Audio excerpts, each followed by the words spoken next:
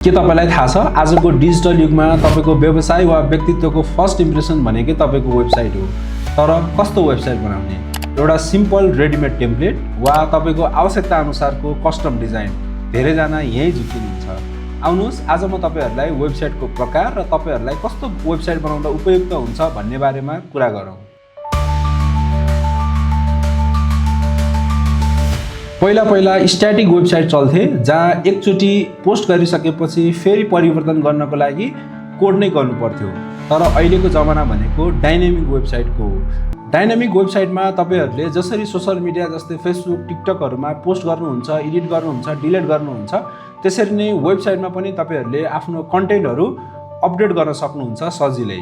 यसका लागि दुईवटा बाटोहरु छन्। एउटा भनेको CMS कन्टेन्ट म्यानेजमेन्ट सिस्टम जस्तै वर्डप्रेस, विक्स, सप्लिफाई जहाँ ब्याकएन्ड अलरेडी डेभलप भइसकेको हुन्छ र फ्रन्ट एन्ड चाहिँ टेम्प्लेट युज गर्न पनि सकिन्छ र कस्टम डिजाइन बनाएर पनि हामीले युज गर्न सकिन्छ अथवा डेभलप गर्न सकिन्छ।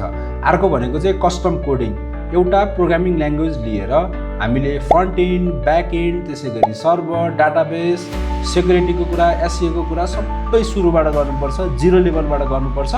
त्यसकारणले CMS युज गर्यो भने चाहिँ बजेट अलिकति फ्रेन्डली हुन्छ। CMS मा भने कस्टम कोडिङ गर्दाखेरि चाहिँ बजेट अलिकति हाई हुन जान्छ र समयको कुरा गर्नुपर्दा पनि CMS कन्टेन्ट म्यानेजमेन्ट सिस्टम अथवा वर्डप्रेसहरुमा चाहिँ समय अलिकति सर्ट पिरियड अफ टाइममै बनाउन सकिन्छ भने कस्टम कोडिङ गर्दाखेरि समय पनि अत्याधिक रूपमा लाग्न सक्छ।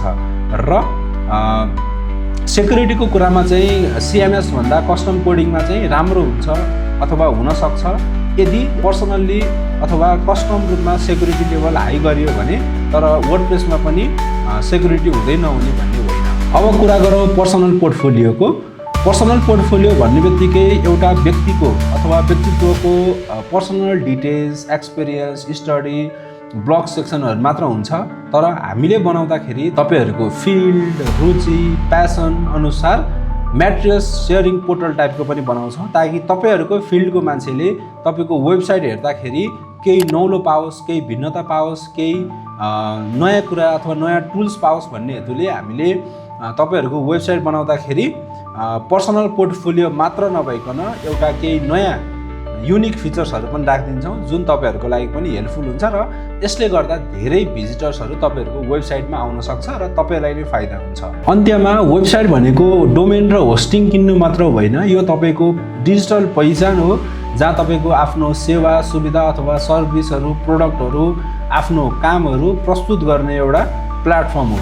हामी हाल मुख्यतया वर्डप्रेसमा आधारित कस्टम डिजाइन र डेभलपमेन्ट गरिरहेका छौँ ताकि तपाईहरुको कम खर्चमा प्रिमियम वेबसाइट पाउनुहोस्।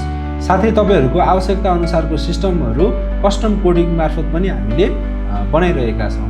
आफ्नो व्यवसाय वा पर्सनल पोर्टफोलियोको लागि हामीलाई सम्झनुहोस्। धन्यवाद।